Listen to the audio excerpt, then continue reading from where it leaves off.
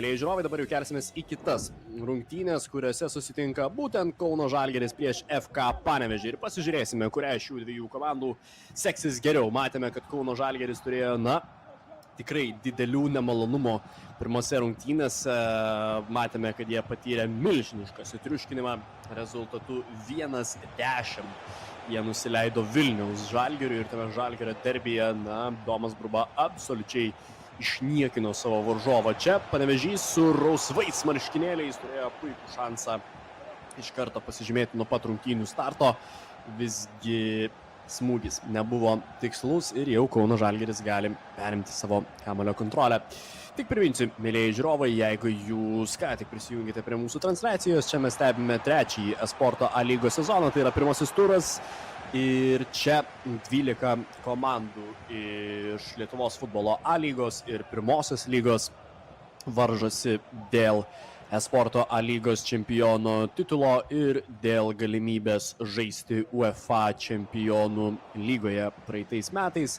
Tame turnyre, kurio prizinė vertė ir prizinis fondas buvo daugiau nei 250 000 000. Ten varžėsi Domas Burba, o čia puikus šansas iš karto didinti pranašumą Kauno Žalgiriui. Netgi 2 smūgius atliko ir abu jos pavyko fantastiškai atremti vartininkui, bet išpuolis nesibaigė. Hansen prisistabdo kamuolį, Mbappės smūgis, nors ir jau pati Hansen ten galėjo iš tikrųjų smūgiuoti toje pozicijoje, bet nusprendė duoti kamuolį Mbappei. Klausimas, ar ten buvo geriausias sprendimas. Ir dabar Kauno Žalgiris, pirmasis kampinis prie varžovų vartų. Cafu, Hansen, ieško Mbappės, ten jis puikiai tiesiog sugeba apibėgti savo varžovą, labai gražiai įneria link baudos aikštelės prancūzas ir, panašu, kad tas įvartis buvo neišvengiamas tiesiog Kauno Žalgiriui. Tikrai po to išpuolio nuo 10-osios minutės puikiai toliau susitvarkė su savo iššūkiu Kauno Žalgiris ir jie jau geba išsiveržti į priekį šiose rungtynėse. Mbappė vėl su kamuoliu, perdamas Vinicijui. Vinicijus atgal komandos draugui ir Mbappė be gailesčio geba realizuoti dar vieną įvartį ir Kauno Žalgirio atstovas dabar panašu, kad šiose rungtynėse, jeigu jų tempas toks tęsis ir toliau, tai tiesiog, atstatys garbę, kurią gal šiek tiek buvo praradęs prieš Vilniaus Žalgirį žaidžiant ir Domą Burbą. Čia Marius Šalčius atstovauja Kauno Žalgirį, reikia taip pat pabrėžti, o už FC Panevėžį žaidžia Nikolai Sadovskiai. Taigi, 2-0. Marius puikiai atrodo kol kas šiose rungtynėse. Pasižiūrėsime, ar Panevėžys mes rimtą iššūkį kauniečiams. Pelė su kamuoliu, ten pavyksta jį atimti Cafu. Ir į dar vieną išpuolį veržėsi Marius. Tiesa, gal per ilgai jau kontroliavo tą kamuolį su krašto gynėju, galėjo ieškoti ir kito krašto. Čia irgi Zidanas lygiai taip pat užsižaidžia tame krašte. Brazilas jį pasivėja, atima kamuolį.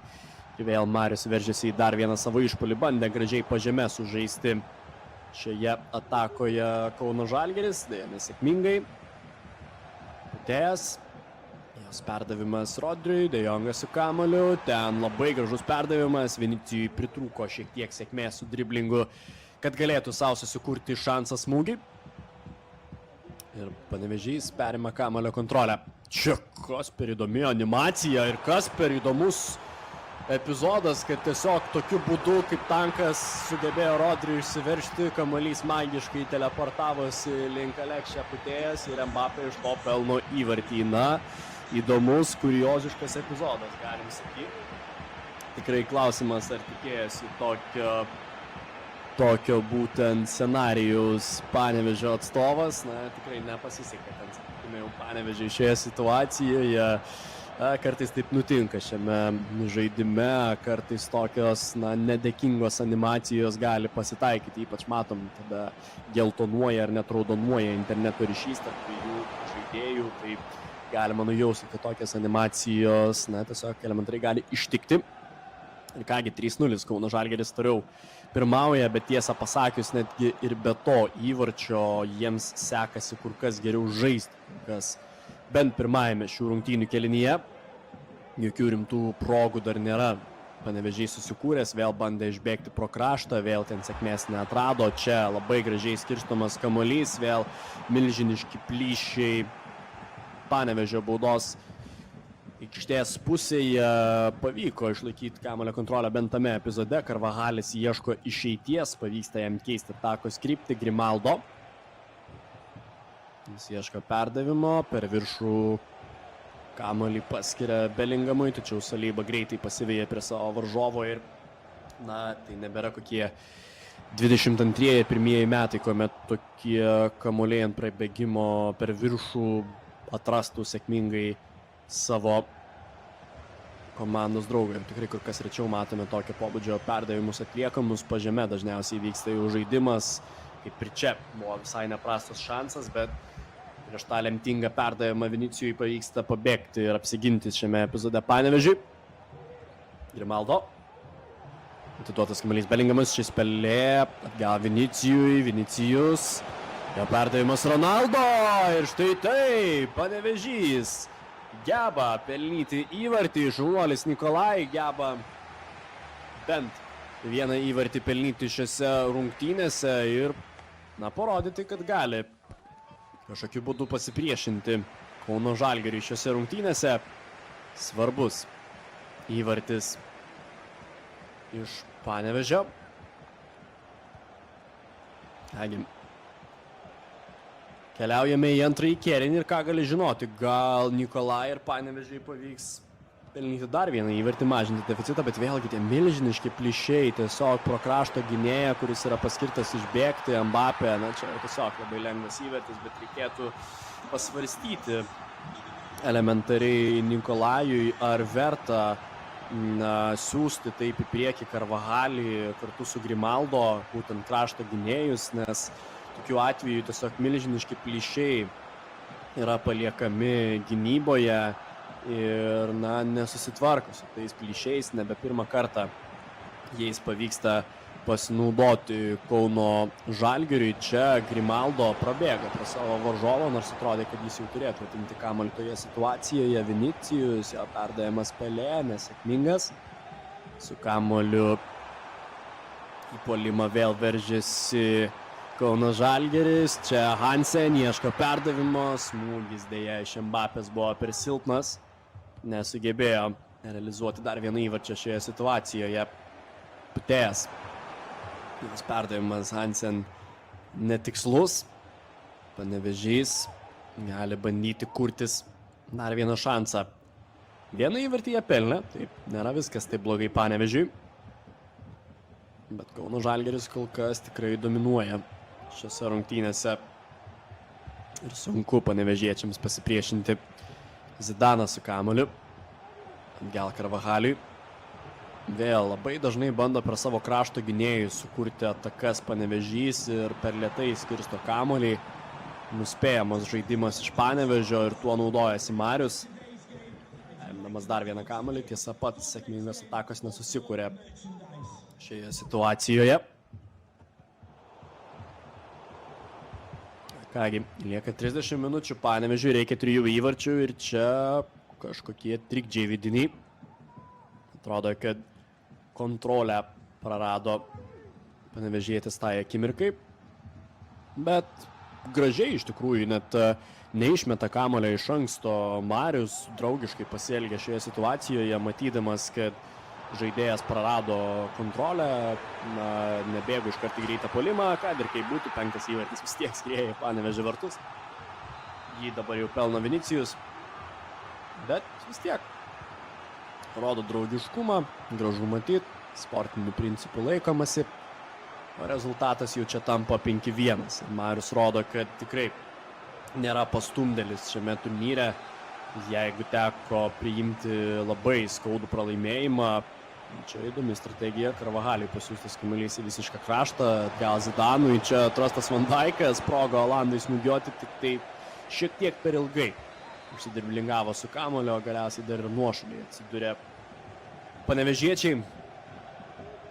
Taigi dar vienas šansas Mariui bėgti į puolimą. Jeigu pirmame ture tikrai reikėjo priimti labai skaudžią nesėkmę prieš Domą. Dabar jis vienas, tiesiog lengvai su Vinicijum apsivaro panevėžiečių gynėjus, tiesa neatranda šanso smūgiui.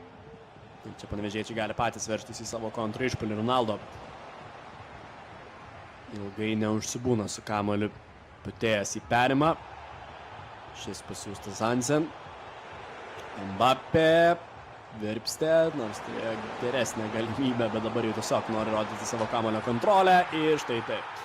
Įvartis pelnytas, Mbappé be vargo, kaip pingvinukas šoka aplink Panevėžio vartus. Ir tikrai puikiai žaidžia Kauno Žalgiris šioje situacijoje. Ne Panevėžio šios rungtynės. Visgi nepavyksta jiems taip gerai sužaisti, kaip jie norėtų šiose rungtynėse. Tik priminsiu, mėlyje žiūrovai, kad mūsų laukia dar gausybė varžybų. Pamatysime ir komandų, kurių dar nesame stebėję. Tai tarkim, po šio mačo kelsimės į kitą panevėžiečių komandos mačą. Ir ten susitiks FK Ekranas prieš Futbolo akademiją Šiaulius. Tai bus įdomu pasižiūrėti, kaip Ekranas atrodys prieš Šiaulius. Matėm, kad Ekranas yra taip pat vardytas kaip vienas iš favoritų. Tai komandai atstovauja būtent Titas Petraitis. Tai bus taip pat įdomu pasižiūrėti, kaip jis atrodys. Na, FA Šiauliai irgi kol kas turnyrinėje lentelėje visai neprastai atrodo. Jeigu neklystu, būtent ir dalinasi antra vieta su FK Ekranu. Tad bus irgi įdomu pasižiūrėti, kaip atrodys tas varžybos. Tai dar mūsų laukia 6 akistatos, mėlyje žiūrovai. Daug e-futbolo mūsų laukia ir priminsiu, kad komanda, kuri laimės būtent sporto A lygos 3 sezoną, vėl turės galimybę žaisti UEFA čempionų lygoje. Ir kad žinotumėte, kokio pobūdžio tai yra turnyras, tad štai praeitais metais jame varžėsi Domas Burba, atstovaudamas Vilniaus Žalgiriui. Ir ten buvo varžomasi dėl 281 tūkstančių JAV dolerių. Ir vėlgi Vilniaus Žalgiris su Domu Burba žaidė C grupėje. Ten jis žaidė prieš tokias futbolo gigantės kaip PSV, Fiorentina, Manchester City ir Dortmund. Tai tikrai didelė garbė žaisti tokio masto prestižiniuose turnyruose. Viskas prasideda nuo sporto A lygos. O čia, didžiulė elementariai klaida atlikta. Vartininkas neišsispiria gražiai kamuolio ir jau 7-ąjį įvartį be jokio didelio vargo sugeba pelnyti Kauno Žalgiris. Ir akivaizdžiai čia Marius įsirašys pergalę šių rungtynių metu. Taigi vėl galima tik tai pasidžiaugti, kad jau 12 komandų dar kartą dalyvauja sporto A lygoje. Tikrai čia intrigos mums netrūko, sakykime, per pastaras 3 varžybas. Tad galbūt ir gerai šiek tiek taip atsipūsti, nurimti emociškai, pasiruošti kitam mačui. Čia situacija ir rungtynių baigtis yra kaip ir neišvengiama ir aiški. Tik priminsiu, mėlyje žiūrovai, kad po šių rungtynių mes kelsimės į akistatą tarp Panevėžio Ekrano ir Futbolo akademijos Šiaulių. Tad panevėžiečių ir Šiaulių akistata, patys puikiai žinot, kaip šie du miestai reaguoja vienas prieš kitą ir kokios įtampos gali kilti aikštėje. Taigi čia Kauno Žalgiris tikrai be jokio didelio vargo įsirašo pergalę rezultatu 7-1, nepalikdamas jokių vilčių FK Panevėžiui, ko gero reikėjo tikėtis. Jau nuo pat pirmojo kėlinio situacija tapo aiški, kad šiose rungtynėse dominuos Marius. Taip ir nutiko, Nikolajui teko skaudžiai nusileisti, bet dar tikrai šansų turės sugrįžti šiame turnyre. Taigi, mėlyje žiūrovai, kitos varžybos tarp Panevėžio Ekrano ir Futbolo akademijos Šiaulių ir jos prasidės už 15 minučių lygiai 1 valandą. Tad grįžtame į pertrauką.